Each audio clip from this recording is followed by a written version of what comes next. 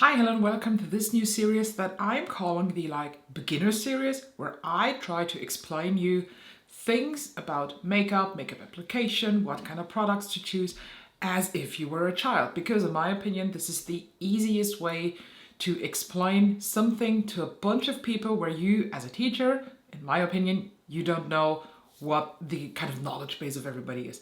So in this first part, we're talking about primers. Let me make one thing clear.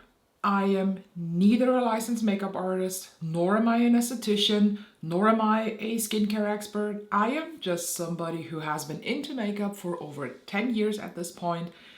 All of my knowledge is coming either from watching YouTube videos, from following different makeup artists, from following professional estheticians, skincare experts, all that shit, and of course from my own research, out of books, internet, whatsoever. But I got asked this question if I maybe could do something for beginners, so I thought let's do this as a whole series, and I will do this in a common way of how to do your makeup, like base, and then we kind of work our way through the different stages, and then we end with eyes and lips. I myself do my makeup in a different order, but that's not important for this time. So let's talk about primers. One thing first, it does not matter if you apply a primer that costs €5 from the dollar store, or if you apply a primer that is €80 from a luxury department store. Your whole base, your whole complexion is relying on your skincare. Because if your skincare is wrong for your skin type, it does not matter what you are going to apply on your skin. Just a little comparison. If you want to paint a wall at your house, in your home, wherever, if the base is not prepared, it does not matter what paint you will apply on it, it will look like shit. Same is with makeup. But skincare is a whole nother topic. And if you want to have very good, in-depth knowledge about skincare, I highly recommend following James Welsh. For myself, I used to have very intense acne in my youth. I had very intense oily skin. That shifted throughout the years. Then there was a time in the beginning of my 20s where I had incredible dry, flaky skin. And now I'm at the point in my life where I have combo skin. That means, for example, I have an oily patch, but at the same time I have dry flakes on that oily patch. So I have no idea what the fuck's going on, but that is just something to know. My personal skincare routine is like 10 or 11 steps. It's definitely not necessary, so don't feel pressured to build yourself a skincare routine that is that intense, but that is what is currently working for me. My favorite skincare products at the moment are from Glow Recipe. So for example, on my makeup days, I always use their Watermelon Glow Toner. I use the Avocado Serum, the Blur Drops. Yeah, the new one, the strawberry ones. I use the Dew Drops also because both mix really well and give a more satin finish on the skin. For my eye cream, I use the Believe Moisturizing Eye Balm. Yeah, that's the correct name. And sometimes I use the Arborian CC Eye Cream. On days where I had only 2 hours of sleep, some nights that happens, and then I just can pre-color correct on my under eyes. For moisturizer, I am using the Glow Recipe Hyaluronic Plump Cream. And for my sunscreen, I do mix from Supergoop, the Glow Screen and the Unseen Sunscreen because I feel like both mixed have the perfect finish. And as a very extra step that is totally unnecessary, I do set my skincare routine with the Glow Recipe Watermelon Spray, the mist. They have only one spray. Do you need that much of a skincare routine? Definitely not, but that's what's happening for me because that is what's working for me. So let's now head into primers. When you go to any makeup website, it could be drugstore, it can be retailer that have drugstore and high-end. When you type in primer or you go in the category of primer, you will find 50, 60, 100, and you can feel super overwhelmed. So first, let's categorize what primer we have in the market. But before we do that, let's talk about what is a primer supposed to do. I think the name kind of says it already. It primes. It will prime your skin for the upcoming products. You can imagine this as a barrier between your skincare and your foundation. So it kind of locks in what's underneath, but it also protects the skin from what you put on top. Depending on the type of primer, that can be felt when you touch the face, or it just like evaporates into nothing because it really sinks into the skin, or you can just see a difference. Because a primer, depending on your skincare, can either enhance what you have done with your skincare, it can protect what you have done with your skincare, or it can completely change the finish of your skin. And besides a primer being a barrier between your skincare and the foundation that you put on top, a primer is also here to prolong the wear of your makeups.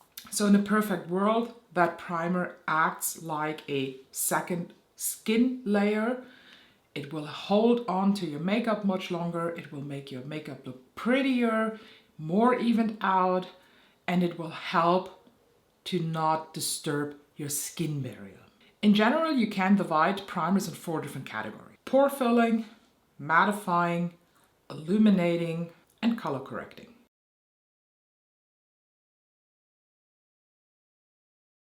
Let's talk about the primers that, in my opinion, are the best one to start with, and that is pore filling. You have pores. Everybody has pores. Some are bigger, some are smaller.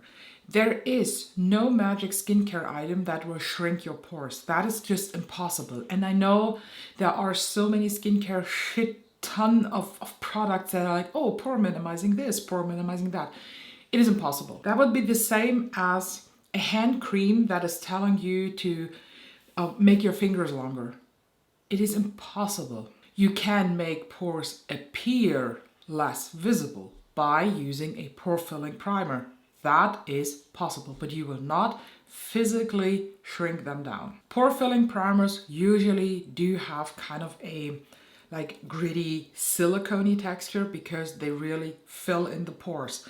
The way of application is different to, for example, an illuminating primer, because the pore filling primer you should press and roll in instead of smear on, because it can pill and then you have this like tiny little silicone sausages and you're wondering, what the fuck am I doing wrong? And I will now surprise all of you because I only have one true pore filling primer, and that is the e.l.f. Poreless Putty Primer. This is definitely one of those primers that I describe as pore filling. I do have something similar in the Danessa Myricks Blurring Balm Powder, but this, it's not a powder, it's a blurring balm. In my opinion, this acts definitely more as a mattifying primer than a pore filling primer. If we circle back in time, a classic pore filling primer is the Smashbox Photo Finish Primer, the clear one that comes out in this like goopy texture, and then it feels like very smooth, a bit too smooth. These are perfect if you struggle with larger pores, if you want to fill them up, because if you create a flat surface, your foundation is going on much smoother. A silicone-free version of a pore filling primer is, for example, the Glowish Blur Gem, and you can see it has a very, very dense texture, so like nothing happens, and as soon as this touches the skin, it gets like a bit liquidy, and then you can literally feel how it's smoothing out your skin. Now let's talk about luminizing primers. These will change the appearance of your skin in the way that you will have, depending on the primer, you can end up with a wet looking face, or you end up with Edward from Twilight face, which, to be honest, I personally don't mind that, because you are going to cover that up with your foundation. A good example for a luminizing primer that is also a hydrating primer and that will make you look super duper luminous and reflective is the Ritual de Fille Thorn Oil. As the name says, this is a true oil. You only need 5 or 6 drops of it, and then you apply this all over your face.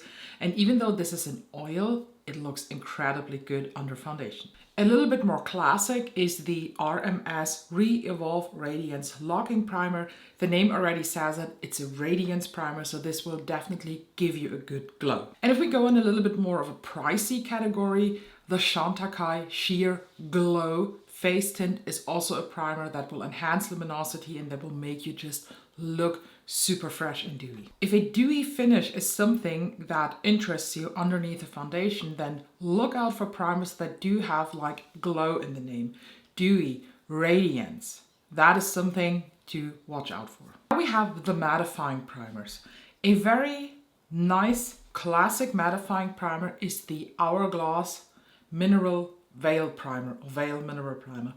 That has been on the market for years. I remember, I think 10 years ago, maybe a bit shorter in time, that I had a mini size of that. That was already like 20 euro or so, so it was super expensive. It still is to this day, but this is a primer that kind of smooths the skin, and at the same time it does mattify your skin without being pore filling. That is the biggest difference between a mattifying primer and a pore filling primer. Pore filling primers can mattify too, but some of them give you a dewy finish. Not all of them are mattifying. The Milk Makeup Pore Eclipse Primer is also a very, very nice, very good mattifying primer, and if you are more in the luxury area, I highly recommend checking out the Tom Ford Traceless Soft Matte Primer. This is the best mattifying long wearing primer I've ever tried. These are the 4 main categories. There are of course more, like much more. There are also hybrids. For example, the Clé de Peau Corrector Cream Veil. This is a primer that has luminosity and radiance to it, but this at the same time color correcting and smooth out your whole skin appearance. And then I want to add a category of primer that I like to say they do nothing. Like, they do not change the texture, they don't mattify, they don't add luminosity. They are just the classic barrier. They are like a second skin layer, and the only primer, in my opinion, that does this is the Bobbi Brown Vitamin Enriched Face Base. I've tested this primer with over 40 foundations, so this has definitely the approved seal. This is the best primer on the market if you are not specifically looking for a mattifying primer or for a luminosity primer or hydrating one. This is just perfect. Please don't be afraid to use a hydrating primer or luminosity primer when you have oily skin. Because when you have oily skin, that only means that your skin is overproducing oils because it feels dry. So it's a scream for help. But maybe don't use the Thorn, or that could be a bit too much. And since I just talked about how much I love this primer, I am using today the Tom Ford Traceless Soft Matte Primer. I, for my face, need 3 pumps of this primer, and here you have the texture. It is a very dense cream, like you see, it's not runny or whatsoever. And what I do with the primer, just very classic, I tap this on different points of my face, and then I just rub it in like a face cream. You don't have to apply your face primer to your eyes, because then you need an eye primer. An eye primer is very, very different to a face primer, but we are going to talk about eye primers in an extra episode where we talk about the eyeshadows. I don't know how much you can tell on camera, but this instantly mattified my complexion, but I don't look flat. I don't look dry matte. I just look matte. A color correcting primer though usually has a specific color to it, because your skin has a specific color. There are different ones, like the Stila One Step Correct is one of those. Revolution Beauty has one. Basically, they most of the time do have like a pink, a green, and a yellow in there, and then they mix all together, and they're here to even out your skin. Personally, I'm not a fan of color correcting primers, because you never can be able to correct everything. And why that is the case, we are going to talk about in the next episode, where we are going to talk about foundation. And this is going to be a very, very in-depth episode, not only about foundation, what kind of foundations do we have, how do we find the right foundation shade.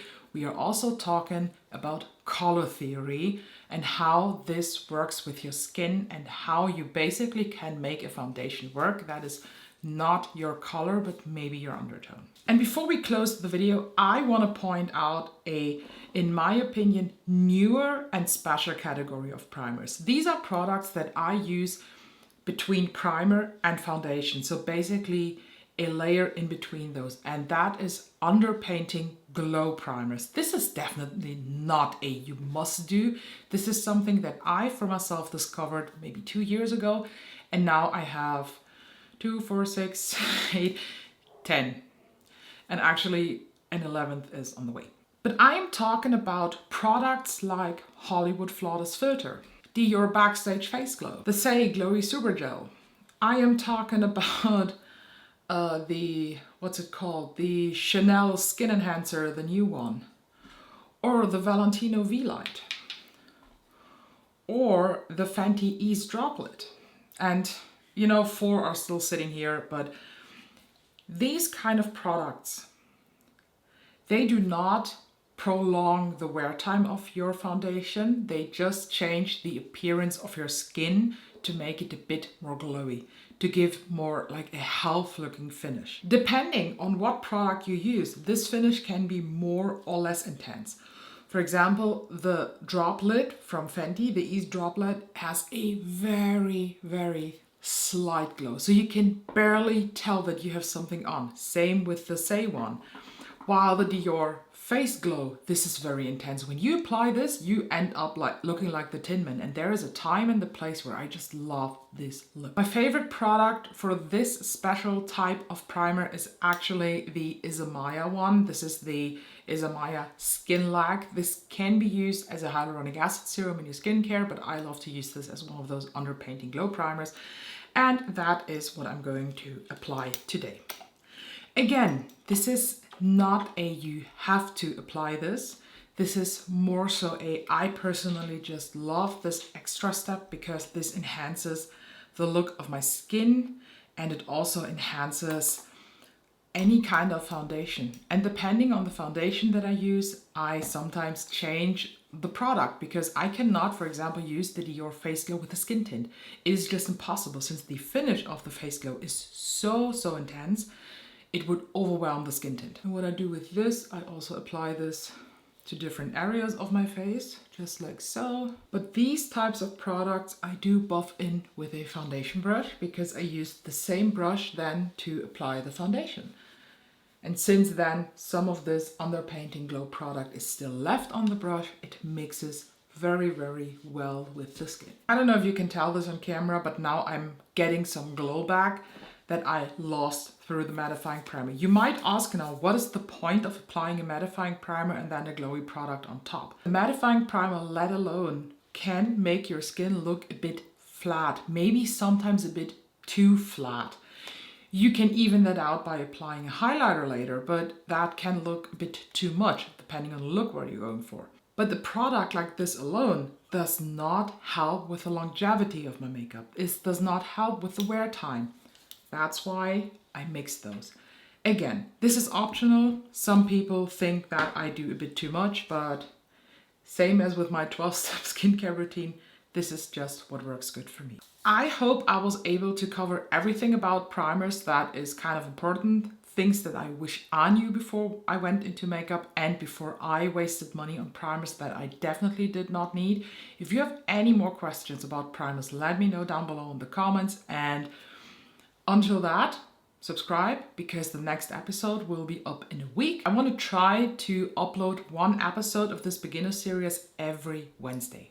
Check out, of course, my info box because there you find links to my Instagram and to TikTok and to a website where you can support this channel by buying me a slice of pizza, even though the website is called Buy Me Coffee, but I don't drink coffee. And I thank you so much for watching, and I will see you in the next one.